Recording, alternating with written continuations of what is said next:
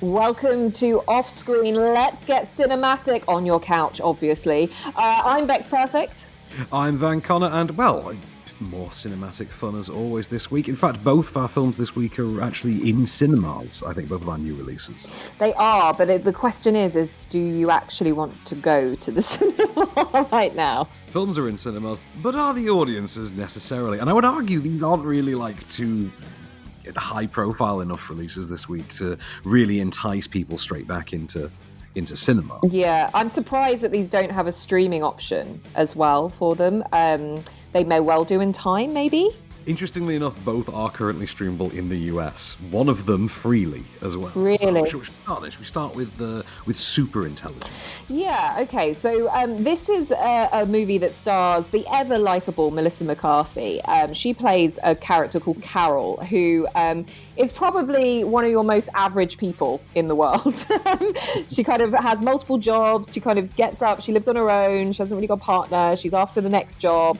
Nothing exciting about her, but a powerful AI machine decides to pick on her to become something for it to study, to understand what happens in the world.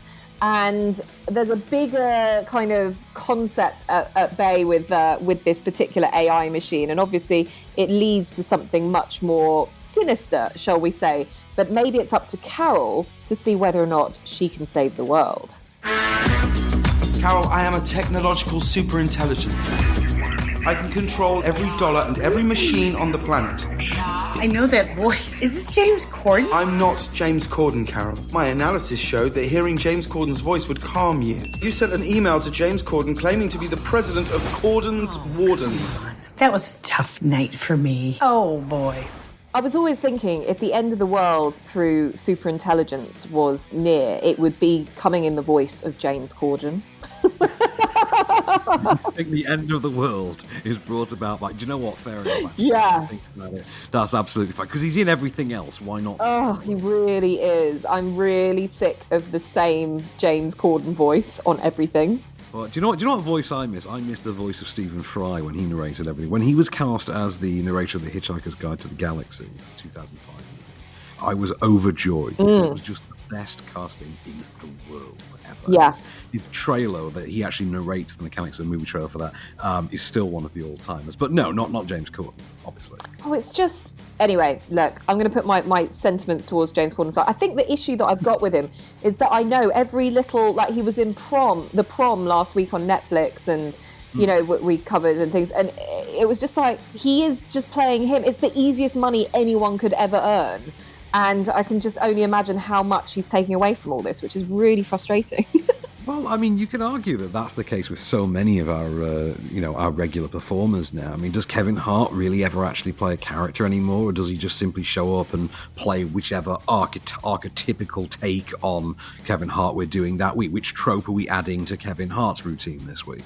Samuel L. Jackson's been accused of the same thing for years as well. Look at Jeff Goldblum. Jeff Goldblum always gets paid to play that specific role. But the thing is, Van, everyone you've mentioned is good.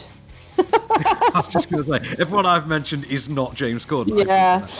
My thing with it, I just mostly thought the film was completely average. The fact that it is James Corden kind of tells you the level we're aiming at. Yeah. Yeah. Which is James Corden himself as an entertainer is kind of so basic. He fits perfectly with the actual quality marker of how by the numbers, predictable and basic superintelligence turns out to be. Even the supporting character FBI agents or NSA agents who are sort of surveilling Carol as she's being sort of toyed with by this AI, they're played by, I think it's Sam Richardson and Ben Falcone, who's also the director, co-producer, co-writer, and co-marital partner to Melissa McCarthy. But even their casting as the government agents in the van just feels so basic and by the numbers. Like, well, of course those two are the FBI. If I told you I've got a basic movie, it's about this, there's two FBI agents tailing her, who plays the FBI agents, you'd probably say, oh, get me that guy from that thing and that guy from that thing, and one of the things will be Bridesmaids. Yeah, and the thing is that the actual concept both you and I were quite excited about. you know, the idea of artificial intelligence, you know, and sort of learning and then dictating. Like this is kind of like had it moved into more developed territory, could be something. Firstly, it could have been something way funnier. And you associate that with Melissa McCarthy. You think you kind of know what you're going to get, but you're expecting a level up even from this. I wonder if, because this went straight to Hulu in the US, and I think it might have been originally developed as a theatrical vehicle and then was retooled in development as something for Hulu, I think. I've not got confirmation on that. But I have a strange feeling that is the motivation behind why, weirdly, it's rated PG. Which is not an area that we typically see Melissa McCarthy in. Yeah. Unless it's a family film. And I wouldn't describe this as necessarily a family film. Yeah, I'm with you. I mean, I'd also not describe it as a film necessarily that I would stay awake in, because I didn't. That's fair. That's the beauty of watching our movies on the couch now, Becks, when we get linked to these things. Oh, yeah. I mean, look, this is, when we say it's basic, it's actually not just basic, it's quite repetitive as a movie. So the jokes are quite early on, and then it's the same thing again and again and again. And unfortunately, even Melissa McCarthy can't keep the momentum and the energy level up on this. And James Corden's voice, if it grates on you, is gonna, like, you're gonna do whatever you can to not watch it. It's a real shame. That's it. I mean, I don't think it's any worse than just basic and average. I don't think it's offensively bad. No. Like that. No, because it's competently made. There's a couple of little gags that'll get you a sort of basic chuckler. neat, yeah. Obviously, the concept is a corker. Yes. You know, the concept's so good. But the problem is that that concept is so good. It's the most I've been let down by an AI movie since, what was the Johnny Depp one where he's in the machine? Transcendence, where he's the big brain. Yeah. Like, this is the most I've been let down by a tech movie since Transcendence. Before that, I think it was Black Hat. Yeah. No, I'm with you. And this is supposed to be one that probably would have made the masses understand AI a little bit better. It takes it away from being something that the geeks would get really sort of techie about. So it is a shame. Great cast, apart from James Corden, and like competent cast. It just doesn't fly, and that's the real shame of this. Right, we haven't got an awful... We've overrun for time on this, but I can't let it possibly pass without dropping in this little nugget about superintelligence. And this is something that just absolutely blew my mind. First of all, there's a sequence in the movie in which Bobby Cannavale and Melissa McCarthy have a sort of post-date snack at his house, and he makes a grilled cheese sandwich. The scene literally opens on him grilling this grilled cheese sandwich, and he then takes the grilled cheese sandwich, which has been cooked to absolute perfection. He portions it out onto two plates after having cut it in half. He hands her half of the grilled cheese sandwich and sits and eats half of it himself, which he neatly devours in, I think, 3 bites. Right, the fact that I remember this, and I remember how weird it is that he didn't just cook 2 grilled cheese sandwiches. Yeah. The fact that is the takeaway from Superintelligence, an AI sci-fi comedy from Melissa McCarthy and her husband, that is mind-blowing in 2020. That is absolutely astonishing to me. I love that is mind-blowing, and not the fact that he ate it in 3 bites is mind-blowing. It's a very tiny slice of bread. Either very tiny or he has a large head. Either or, that's still astounding, but I definitely want a cheese toastie right now. Definitely. So, from a movie that sent you to sleep then to one that's kind of named for it then, should we talk about Dreamland? Have you seen Dreamland? Yes, I have seen Dreamland. So this is Margot Robbie and not Joe Cole. Who is Finn Cole? Finn Cole. Yeah. It's a movie that's kind of based in. Oh, where in the States is this? It's kind of like a small very sandy town. It's the Dust Belt region, which is sort of a nexal point between, I think, 5 different states. This, I think, is Kentucky. Yeah, so this is like a town that hasn't got a lot going for it. It's set in like the 40s or late 30s, like after the Great Depression. And this teenager, played by Finn Cole, is essentially not sure what he's going to do with his life. And then suddenly, out of nowhere, a female outlaw, comes hiding in his barn in the form of the stunningly gorgeous Margot Robbie. And obviously his life is set after that when she convinces him that she actually is more innocent than she let herself be known to be. And and he kind of, falls in love. Okay, I'll tell you if you promise me you ain't gonna go in there and look for yourself. I don't want Mama and George going in there until I clean it up. Clean up what? You promise? Yeah, tell me.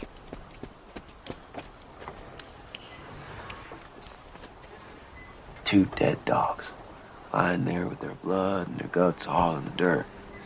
Flies all around. Dogs? Whose dogs? Nobody's. The Blue Yonders. What killed them? Coyotes or something? How should I know? That's sad. That's life. Now, that's Finn Cole there, as you pointed out, Joe Cole's brother, and he's perfectly fine in this. I wouldn't describe him as especially impressive. I think he's perfectly fine. But then again, I think the same of Margot Robbie as well. Now, obviously, you and I know that Margot Robbie can be absolutely mind-blowingly good. You know, we've seen things like Bombshell, for instance. Yeah. She can absolutely devastate you. And the problem is that as well made as the film is, and as much as they themselves are trying, I think the story and the script has let them down incredibly. Yeah, it's not got the pizzazz, like a Bonnie and Clyde feel to it. It lacks that kind of element that would elevate this movie. Look, I think it looks stunning. I think there's this weird, although it's completely factual, the fact that they wear these goggles and these like face masks to protect them from the sandstorms makes it almost feel a bit Mad Max-esque in a way. Yeah, it is a bit steampunk. And I think the acting is, you know, like the accents, everything like that is on point. Everything is working like clockwork, like it should be. But there's a difference between a good movie and a great movie, and this sits very much at just a good movie. This feels to me a lot of the time through it, I just had this overbearing weight of feeling like a script that had gone through, the actual story draft, it had then gone to the actors who were like, okay, let's do this monologue, and it hadn't yet had the actual sort of character writing where they beefed up and actually gave the characters their individual lives and things like that. It just feels like characters sort of turning up in an increasingly perfunctory manner and delivering plot motions.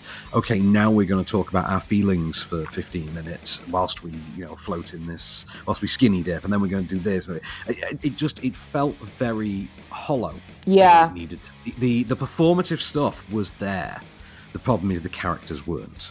Yeah. Now, interestingly, this is a movie that has been produced by Margot Robbie and her husband Tom Ackley's production company. So, they're the company behind like I, Tonya. He's recently produced Promising Young Woman. Also, like the other movies within the kind of, this is like how they met as well, which is quite interesting. So it's like they make good, solid movies, but they don't make movies that are necessarily groundbreaking. I think they're not at that stature yet. I think Margot Robbie starring in something like this, though, and putting her weight behind it as a producer does suggest that there was an intention that this was a prestige picture. Yeah. And that would, I think, be sort of verified, I think, by a lot of the qualities of the film. Put it this way. Margot Robbie gets naked in this. Yes, she does. And she's a producer on it, which means that she actively made that decision. Margot Robbie is too big a star to be getting a kid off for anything less than a statue. Yeah, but she ain't getting one.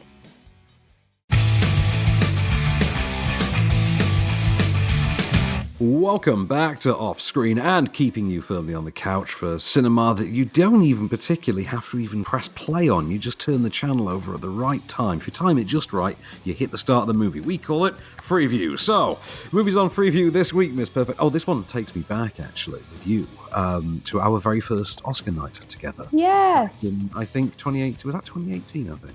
I think the Oscar night was 2018, but this particular movie came out in 2017, I think. It was the Christmas season, wasn't it? It was around the Christmas season. Yeah. So it's The Shape of Water, which is on Channel 4 Saturday night, 9:30 p.m., which is, of course, this rooted in the classic Universal Monsters style movie from Guillermo del Toro that he's written, he's directed, and he won a couple low-key awards for, I think. Just a couple. Nothing huge. Nothing. No, just a little Best Picture.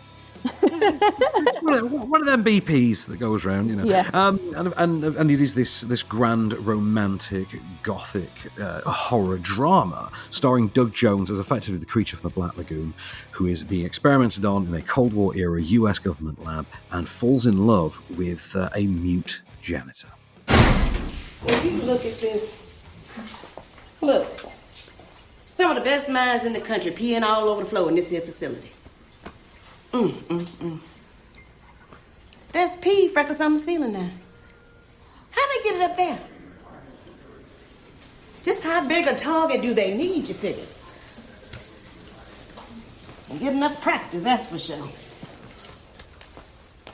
My Brewster, no one's ever called him a great mind, but even he manages to hit the can 7% of the time. Excuse us, sir. No. That's all right. Go ahead. You ladies seem to be chatting enjoyably. Girl talk, no doubt. Don't mind me. Oh, I could listen to Octavia Spencer all day long. I just love her voice. She's so brilliant. And she's so great. It's just the joy that's in her voice. Yeah. There's a natural joy to her voice that just fills me with delight. Exactly. Now, I loved this movie. I really did.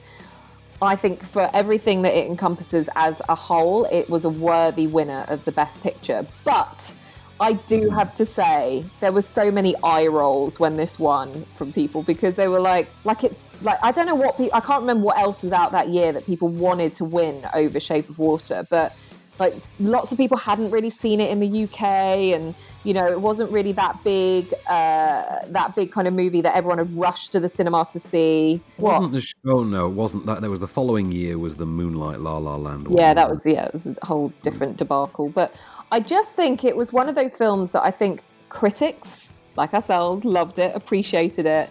The masses who kind of go, what was the big Oscar winner, would be like, and what? What was it called? Who is it? What? And it's not, you know, and that's the problem. This is, when we first got involved, this is the first movie, one of the first movies I ever got Miriam to watch, despite having watched next to nothing for a decade. And she loved it. This and Booksmart, evidently. She really loved, so clearly one of refined taste, as we've established.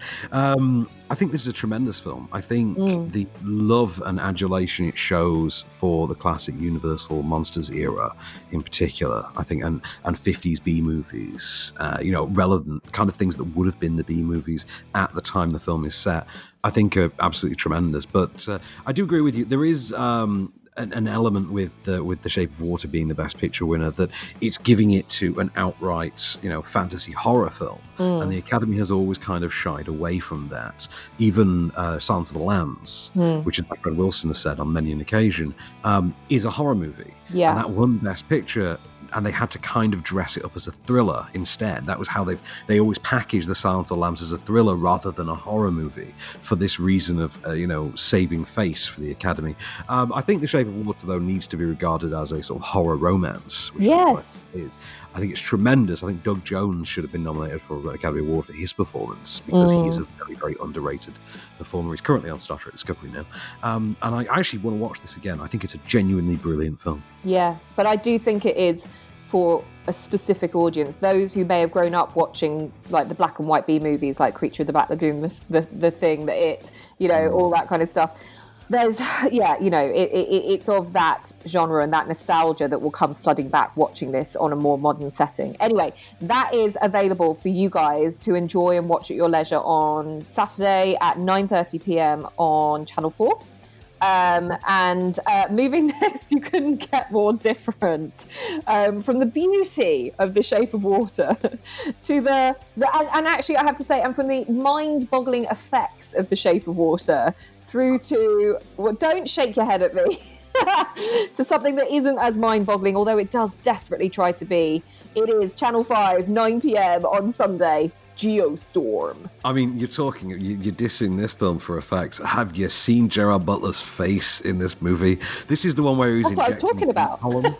Yeah, this is the one where he's injecting the bee pollen in there, and then they had to do so many reshoots, and his face had entirely changed by the time they did the reshoots, like 2 years later. By the time they got this thing out, it had been finished for about 3 years. They dumped half of it, reshot it, edited out their female lead, cast another female lead, and then somehow still managed to actually put out a movie in which Gerard Butler is a satellite engineer who's apparently single-handedly saved the world from the climate apocalypse at one point, and he's now the only man who can go into space to an actual a version of the International Space Station that controls all these weather control satellites he's used to save the world, and save us from a terrorist plot to kill us all with weather, whilst they also happen to assassinate the president. Okay. There's something wrong with Dutch Boy. No, there isn't. Well, an entire village of dead Afghans may disagree with you. Yeah. And then yesterday, an airlock just opened by itself. We lost one of our crew. Dutch Boy's not my problem anymore. That I am calling on. Because other than your daughter and your precious soccer club, Dutch Boy was all you ever gave a damn about. Oh, yeah, once. Yeah, but you took care of that. You don't care. No? Well, then what are you doing living out here? I will watch anything with Gerard Butler in because it makes me smile. Sorry, that was the bit I sort of clipped myself off on that rant. All the satellites are actually named after Gerard Butler movies. Brilliant. So the killer satellites have names like Rock and Roller and I think not Revolver. There's a bunch of them, but the Rock and Roller one I remember sticking out because it gets destroyed, and you're sort of thinking that's kind of what deserves to happen. Yeah. To the Rock and Roller. I think the film is aware that it's really, really goofy sub-Roland Emmerich garbage. Yeah. I mean, it's directed by Dean Devlin. This was meant to be Dean Devlin's directorial debut, having been the producer and writer on all the Emmerich movies like Independence Day, Stargate, Universal Soldier, Day After Tomorrow, 2012, movies like that. And this was meant to be him striking out on his own, and it went abysmally wrong. I think the film is enjoyable on a really schlock level. It knows it's schlock. Yeah, it's this is what I love about it. It's so bad it's good. That's what works for me with this. And what? No, I'm just going to say, if you're the kind of person that got past that got stopped by the line, wait, Gerard Butler is our satellite engineer. These words don't make sense. If you got stopped at that hurdle, then obviously it's not for you, is it? Yeah. And if you get past that hurdle at all, you are firmly in schlock territory. Yeah, I mean, this goes into the, like London is calling kind of thing, or London has fallen, even not calling, London has fallen territory, where when Gerard Butler delivers a line that he knows is schmaltzy and ridiculous, he has a twinkle in his eye. And it is that film, and that is why I will always love watching silly Gerard Butler movies, because this is a man who knows how to make his money doing the things that he knows is ridiculous, and he doesn't care. He's not out after an Oscar anytime soon. I don't think he'll ever get one.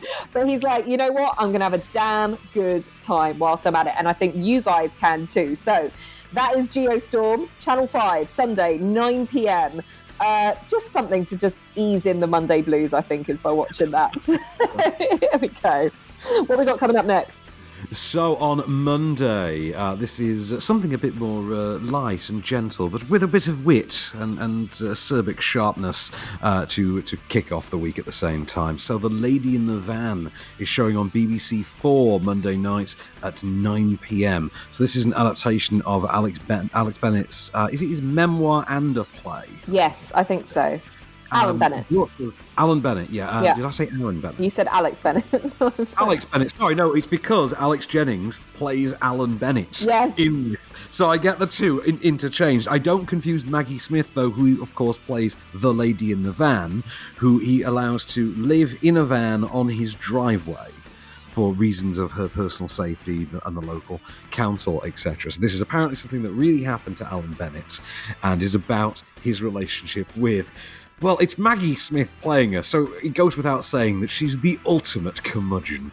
Put the van in your drive? That never occurred to me. I don't know. It might not be convenient. No, I've thought it over. Believe me, Miss Shepherd, it's all right. Just till you sort yourself out. Well, not convenient for you. Convenient for me. You're not doing me a favour, you know. I have got other fish to fry. A man on the pavement told me if I went south of the river, I'd be welcomed with open arms. Do you know what? The cast in this is just worth your time, apart from one person. Oh, yeah. But Maggie Smith, as you mentioned, Alex Jennings as well, Francis Delatour, Jim Broadbent as well. Sadly, it does include James Corden again. He plays a street trader in this. It's like, go and just carry on with your talk shows. Leave us alone. For me, I think, again, for very different reasons, but like with Gerard Butler, I'll watch anything that Maggie Smith's in because she is just phenomenal in everything that she does. And you're right, the curmudgeon of this, it's lovely, it's delightful, very British.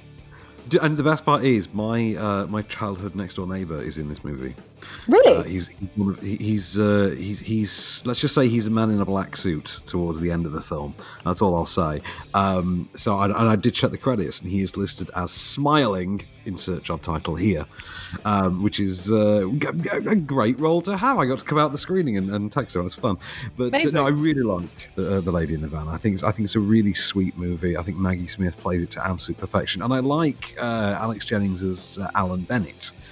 Which I think it's just the right amount of impersonation, because you can't not do the voice to an extent with Alan Bennett. Yeah, and sort of the composure, and I think there's just enough impersonation to it that he's still believable as an actual original character, as an actual person who exists.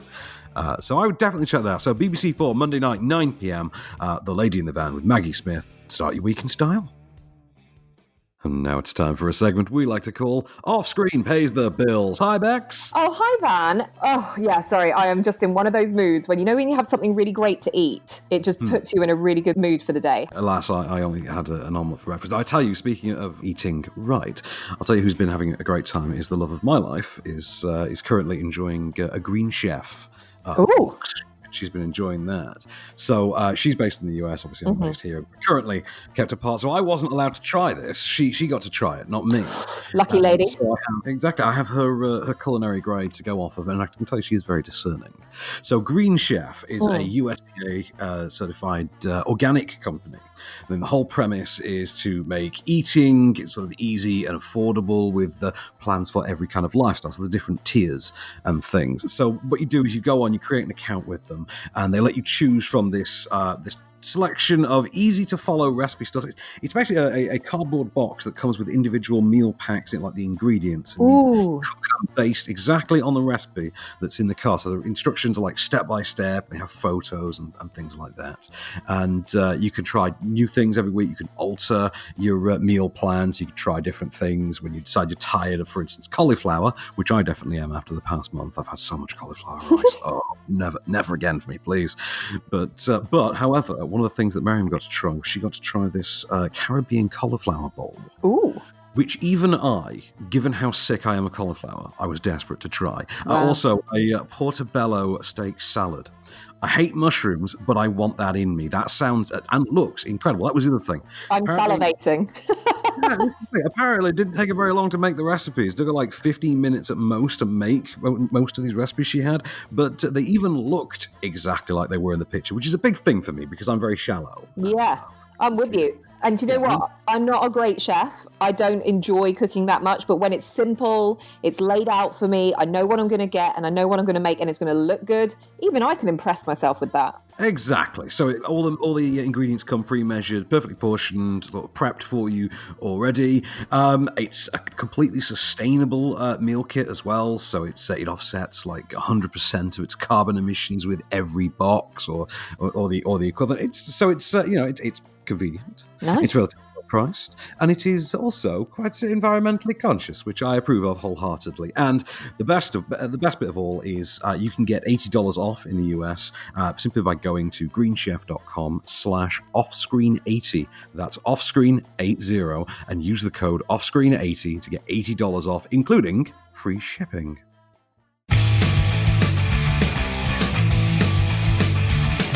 Welcome back to Off Screen. Now, this is the segment of the show where we are keeping you on the couch. So if you do not want to go to the cinema, do not fret, because we have got you 100% sorted. But if you were planning a night out, this next movie, I would say, will keep you on the couch, but give you all of the FOMO that you need to know what life used to be like in yesteryear when you're not supposed to go out, but you do.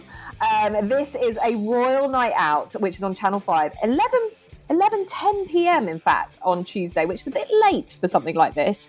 But it is the story of two teenage princesses whom you might recognise, called Elizabeth and Margaret, who sneak out of their palace to spend a wild evening in London as Europe celebrates VE Day. We're going out incognito.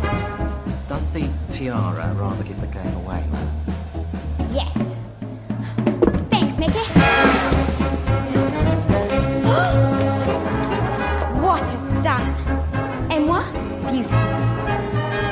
I thought, Trafalgar Square for a special party, then the cousin, going on that wizard all night at Chelsea Barracks. Whatever you want. Tonight we're in charge. Well, don't you look lovely?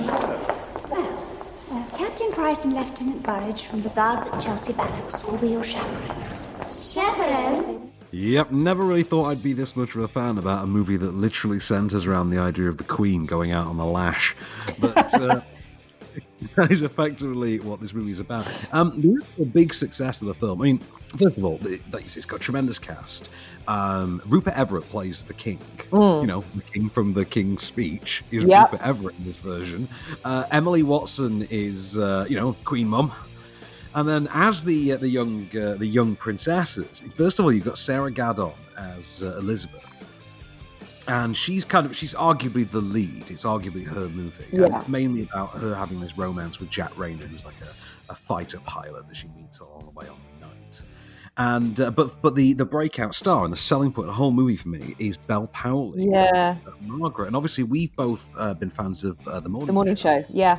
Yeah, in which she plays a really good role as well. But Belle Powley's great in everything. I remember The King of Staten Island earlier this summer.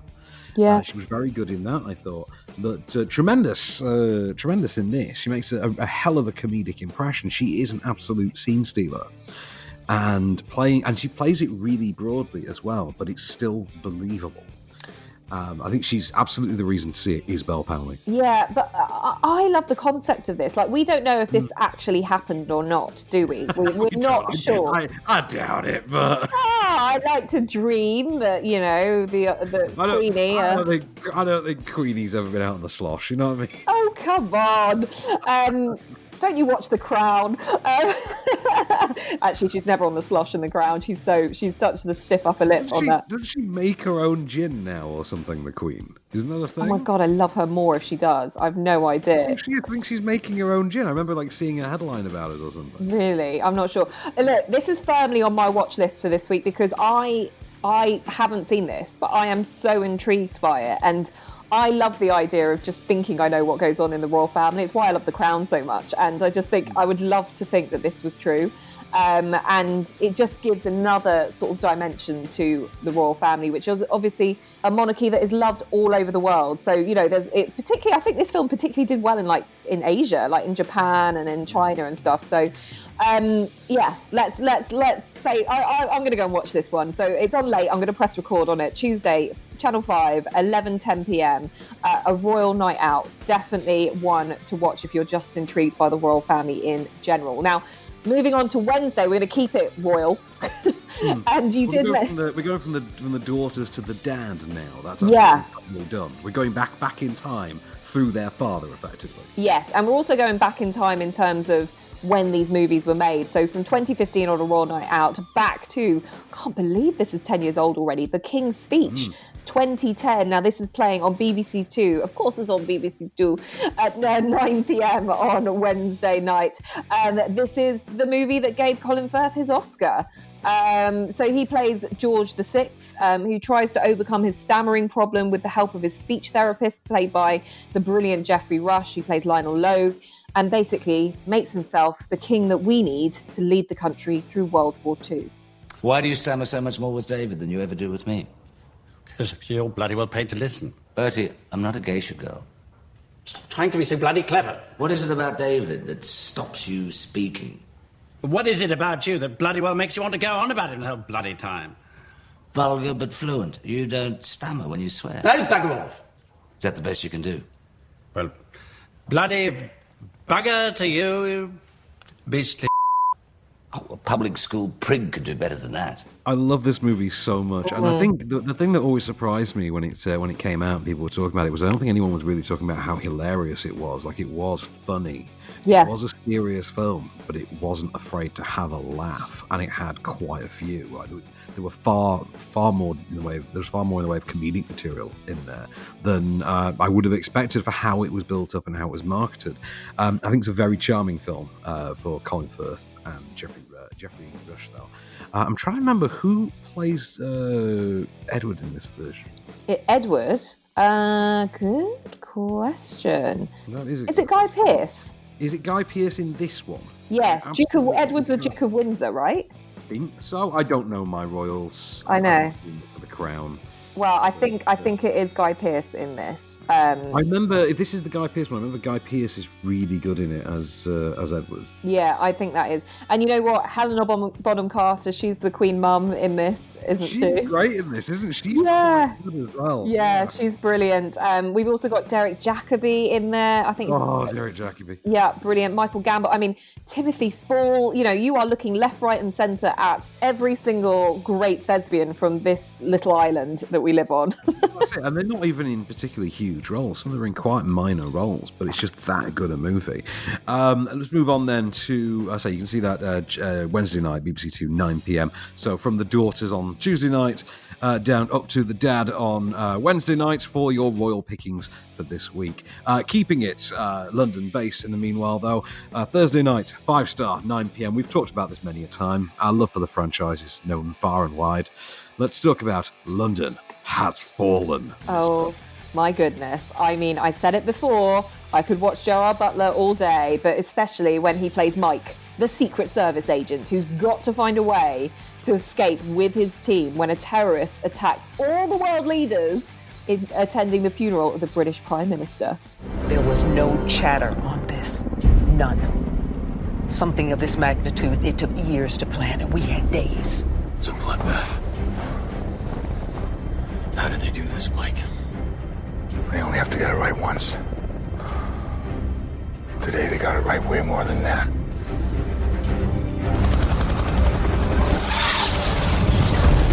This is the movie that elicited genuine, rapturous laughter at the press show when, first of all, they announced that the new Prime Minister was named Prime Minister Clarkson.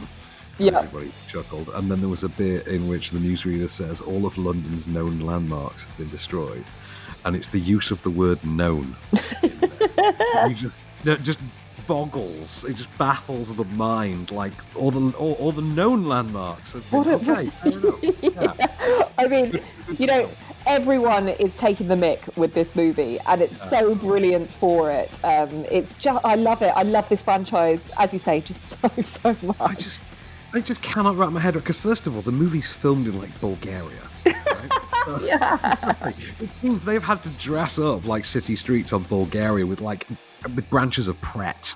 Yeah. You know what I mean? It's the most bizarre thing. Like, someone's had to go over to Bulgaria with Greg's signage and put it over a local store. Like, oh my God, poor Bulgaria. But then it's the fact that you've got Scottish actor Gerard Butler going to America to sign a contract to play an American Secret Service agent to fly to Bulgaria to film in London. Say what now? It's mind-blowing. It's exactly as much dumb, hilariously lantern-jawed fun as you'd expect. It is, for my money, the best of the trilogy. It is very much the Dark Knight of this franchise. Is it what's the first? It's Olympus Has Fallen is the first one, isn't it? It's Olympus, London, Angel. I don't know what the next one's called as yet. There's going to be a next one? Do you know, oh, sorry, because I've been doing all the film news stuff, obviously, recently. Yes, we're getting a new trilogy featuring Gerard Butler. They're doing more. So Mike Banning's going to end this series as president. I'm telling you now, it's going to end it as president. This has made my Christmas. This is amazing. So there we go. You say Christmas, you just brilliantly segued us into our final movie. Yeah, I have, because you know what? I think this is on a lot of people's top lists for Christmas movies. It is. Oh, now, yeah, definitely. Yeah, this is hopelessly romantic. Came out in 2006. It is forever the house swap movie that works, and it is called The Holiday. So it's about two ladies from two different countries who swap homes for the holidays to get away from their relationship issues, but their lives change very unexpectedly when they meet and fall in love with two of the locals. Hi, sorry, that was Amanda. How'd she sound? How's she doing? She just asked me how you are. And what did you say? I asked her to hold. Can I call you back? I can hold while you speak to her. Really? Find out how she is. Okay. My brother wants to know how you are. Can you tell him that I'm good and that I'm just taking Charlie for a walk in the village? What's he been up to, did he say? I'm not sure. Do you want me to ask him? Sure. Okay. Hold, please. I can't believe that you have had sex with the woman staying in my house! He told you that? Oh my God! Oh my God! Oh my God! I thought I was talking to Graham. Could you just hold, please? I'm terribly sorry. I think every woman who ever watched this movie, despite what goes on in his personal life, God, you fall in love with Jude Law in this movie. According to the women in my family, yes. Apparently, Jude Law in The Holiday is kind of the idealised pin-up. Yeah. Oh my God, he's so dreamy in this, and so nice as well. Oh my God, I love it. Stop me now. He's the perfect Christmas dreamboat, isn't he? With his sort of wispy, curlyish hair and his nice thick jumpers, and his, he's nicely widowed, so he's not inherently a bad guy who had to end his marriage or anything like that. His wife died, so he gets the guilt factor. Yeah. He gets those widow creds. He does. He's definitely not the Jude Law that's like slept with the nanny and cheated on Sienna Miller. No, we forgive all of that for this. But you know what? There's something for everyone here, because you got Jude Law, you got Cameron Diaz as well, you got Kate Winslet as well, and of course Jack Black in this, and Eli Wallach as well, which I just think, I love that whole relationship around it. That moment where Kate Winslet goes into his house and spies the Oscar on his shelf, and she's just like, wow. This is amazing. Look, we're not going to spend too much time on this. Christmases are coming. It's round the corner. You need to start this off with a little bit of a holiday romance. Why not? It's on ITV2, 9 p.m. on Friday. What a way to see your weekend in. Ladies, get your Jude fix. You're going to get sorted with this one.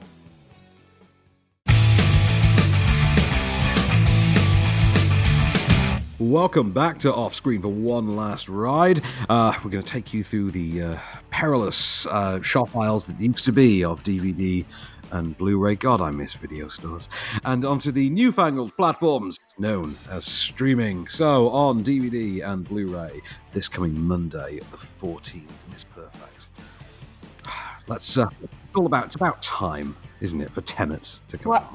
It is, but I don't know if I've got enough time to adjust my hearing to be able to hear anything that goes on in this movie. It is so quiet. It's the movie that was supposed to save cinemas during the coronavirus. It was Christopher Nolan's big comeback. We're all going to flock to the IMAX and everyone's going to see it and cinemas will be saved. Did it work? How about working out, Chris? Come on, can you hear me up? This is going to do better business now it's on DVD and Blu-ray. I'm telling you that now. This is going to make his profit that he needs. People are going to see this now than ever saw it theatrically. Was it something like 380 worldwide? They didn't release the numbers, I don't think. I think there's some estimate or something that's what it took in globally at this stage. It's not a bad film. I think the problem with it is it feels kind of perfunctory for Christopher Nolan. It feels like there's nothing new here that he hasn't done before, particularly in Inception. Yeah, I'm with you. In terms of the rankings of Christopher Nolan movies, this isn't up there as one of the ones that you're dashing out to see. So the plot involves John David Washington's unnamed protagonist. I think he's the protagonist. Yes, he's literally the protagonist, which is a clever method of script writing, Mr. Nolan. Very clever indeed. Who is recruited into a government agency about which and about their tactics he knows only one word. There's a Cold War. Technology that can reverse the flow of time. Time travel. No. Inversion. We are being attacked by the future. have no idea what you're getting yourself into. Maybe I lost my edge. Edge is still intact. You don't understand it. I don't understand it. The world doesn't understand it. We all walked out with a big headache at the end of it. It's worth your time, though, to just see what the hell it is and try and work it out. I enjoyed it, but you're right. It's like mid-ranking of Christopher Nolan movies for me. Yeah, it really is. So let's talk about then from Christopher Nolan and his mid-ranking. I want to know where this sits on the ranking of Robert Zemeckis. It is our next DVD or DVD/Blu-ray /digital, of course, as well. We can't leave digital out these days. There's always a digital version available once on home platforms. Roald Dahl's The Witches. So I'll tell you where. This tell you where this is. This is just rank. This is terrible. Anyone who is a fan, and I've just literally said to Van off air, because Van has not seen The Witches, and he knows that loads of people that have seen the original have such an affiliation for it and such a passion for it. And I just said, please do not jump to watching this reboot of it before you've watched the original, because the original movie holds up in present day, and it has such brilliant practical effects in it that will make you shudder. Whereas this movie just takes the idea of, digital effects and just uses it, and I feel is very lazy. And I love Robert Zemeckis. He was a genius of the day, but Anne Hathaway is impersonating Angelica Houston. Stop laughing at me. I'm ranting now. You get plenty of rants when you don't like things. You're so defensive. Defensive of what? I'm accusatory here. I do not like this. You're so personally affronted. Is this what I sound like? Is that what it's like from the other side? Because I never get to experience it. Yeah, it is a little bit. Look, genuinely, if you're going to go and take on one of my favourite children's movies, which the reason why it was one of my favourite children's movies is because it didn't talk to you like a kid. It talked to kids like adults. That's very true. And that was the beauty of it. And it chilled you, and it made you shudder, and it made you question every painting that you walked past as to whether or not the kid that's painted in that picture was actually stuck there by a witch. This stays with you for years. This movie goes in the bargain bin as soon as it possibly can. I hate it. So The Witches is available on DVD from Screen Monday, the 14th of December. Get it now at participating retailers. RRP $14.99. So, Miss Bowman. I'm sorry. We're moving on. I can't do it. Move on to streaming and talk about a franchise that at one point I could have ranted very similarly about from my childhood. So on Netflix from this coming Sunday, the 13th of December, Bumblebee is out, which actually served as something of a tonal reboot, a tonal and kind of narrative reboot for the Transformers franchise. It's the first Transformers movie since the series started cinematically in 2007 not to be directed by Michael Bay.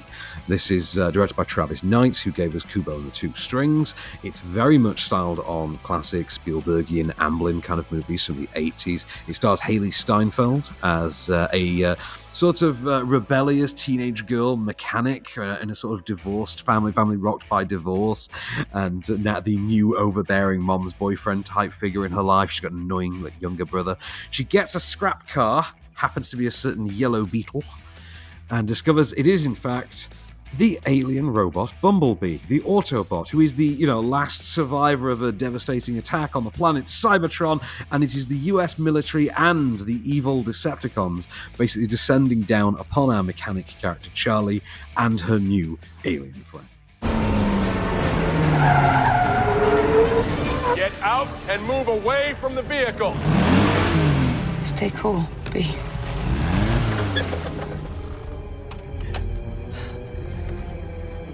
What's going on? Hey! Come on! Stop it! Let go of me! Weapons now! Take it down! Run! No, don't run! Do not run! She ran.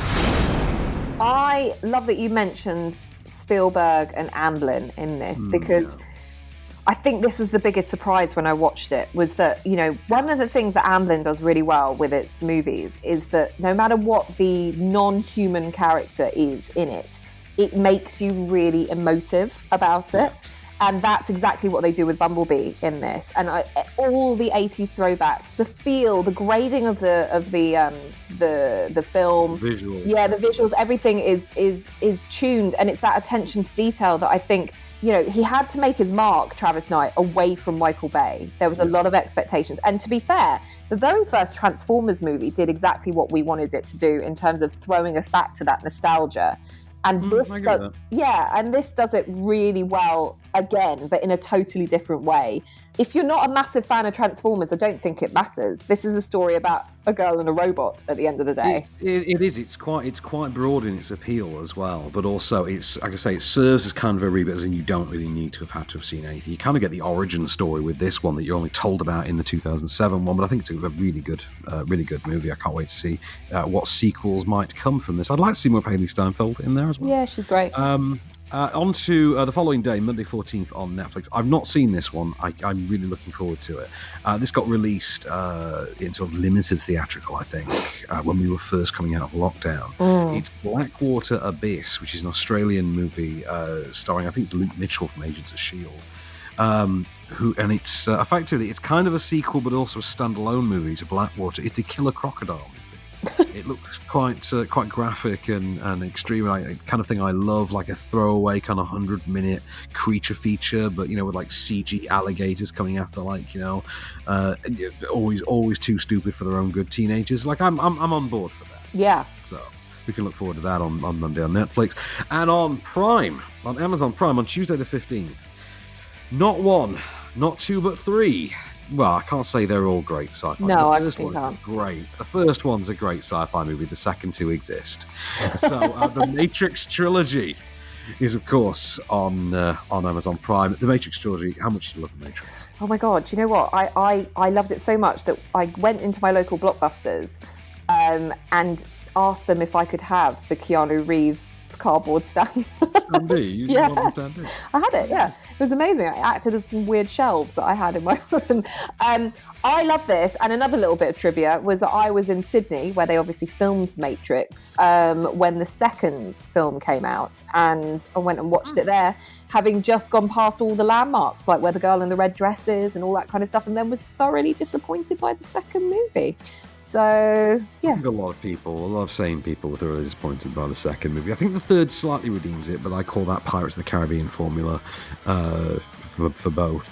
But yes, so the entire Matrix trilogy, in which Keanu Reeves' Neo becomes the only hope for the human race in a virtual reality world, effectively, that allows them escape from the real world, in which the human race are nothing more than pod-based batteries for basically a race that has been born of artificial intelligence. And of course, within the virtual world, they take the form of Men in Black style agents, led by Hugo Weaving, as Mr. Fishburne explains. We have survived by hiding from them, by running from them.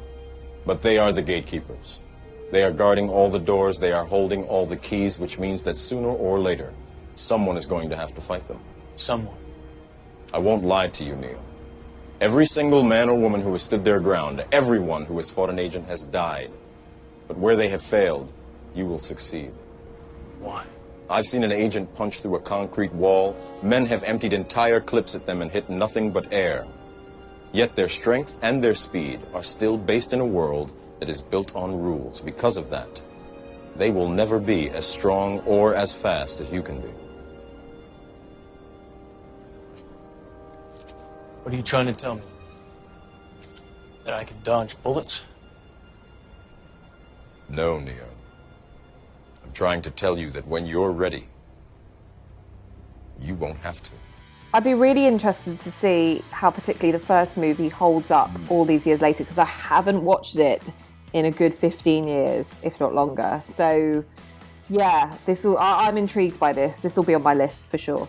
Well, on Netflix then, to round out the week, on Friday the 18th, we have the final film of Chadwick Boseman, his last completed work. It's his Ma Rainey's Black Bottom, which is set to be a very lively and larger-than-life chronicle of apparently the mother of jazz. Oh. So, yeah, it's very, very flashy, very colourful trailer. Yeah. And lots of red velvet in there. It's that kind of thing. But say that's on Netflix to round out the week. And of course, next week we'll be able to talk about Wonder Woman 84. Wonder Woman 1984 is out next week. We have Come Away with David Oyelowo and Angelina Jolie. That's out next week as well. And one that I'm especially looking forward to, I don't know how we'll fit it in for time reasons, but I swear we will somehow fit it in. It is Skylines.